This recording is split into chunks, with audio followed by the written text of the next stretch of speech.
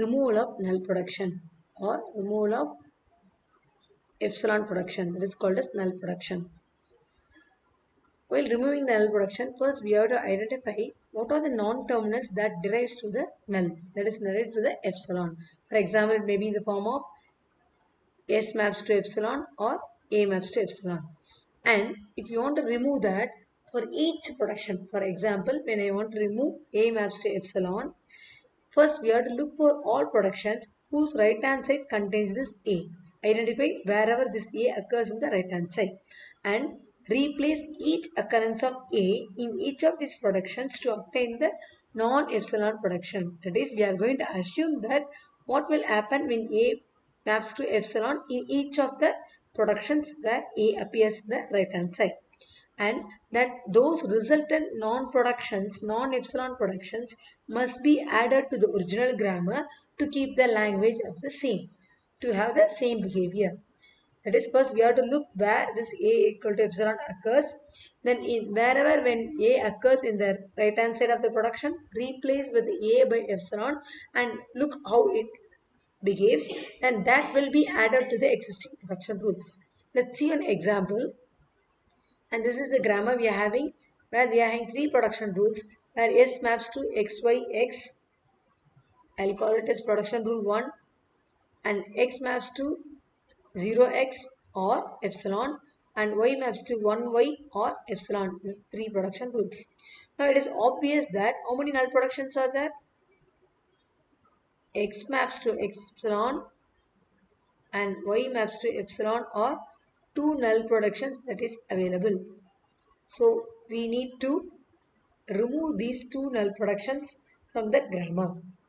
Now I am going to take this first production rule, S maps to XYX. Now in this I am going to identify what will happen if the X maps to epsilon is applied. Now let us look. If this X is mapped to epsilon, what will become? S maps to this X becomes null. So it will become S maps to YX. Let us replace the first x by epsilon with yx. If you replace the second x by null, your grammar will become S maps to xy.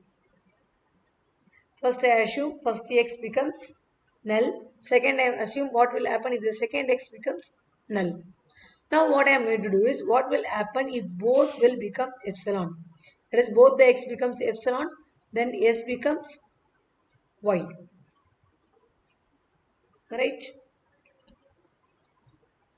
Now x is over. We applied for x. Now we are going to make that what will happen if x maps to, if y maps to epsilon. If y maps to epsilon, s will become x. Now let us assume what will happen if one x and one y becomes epsilon. If one y and one x becomes epsilon, s still becomes x. Now I am going to combine these and I am going to write the new production rule for 1. Combine this, what will have? S maps to xy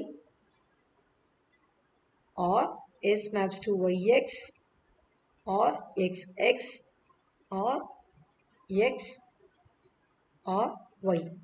So this is the new production rule 1.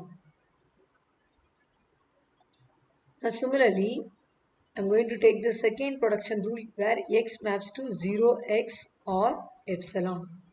So we are having x equal to epsilon. Now I am going to substitute what will happen. It will affect this. When x becomes epsilon, what will become? Then x becomes 0. So I can replace this as, so the new production rule for 2 will become, either it will take x maps to 0x or 0. So instead of x maps to epsilon, I am going to replace x maps to 0. So here also we need to include the original grammar x, y, x. Sorry, x, y, x, y, x. In addition to the original grammar, we are adding the new grammar. Now look at the third one. Similarly, the third production rule is y maps to 1y or epsilon. Now 1y is existing. Now replace this y with epsilon. We'll get y maps to 1. So the new production rule here is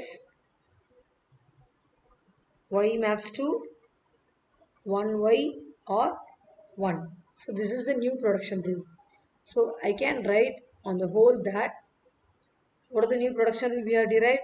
S maps to original xyx or xy or yx or xx or x or y. Similarly, x maps to 0x or 0. Y maps to 1y or 1.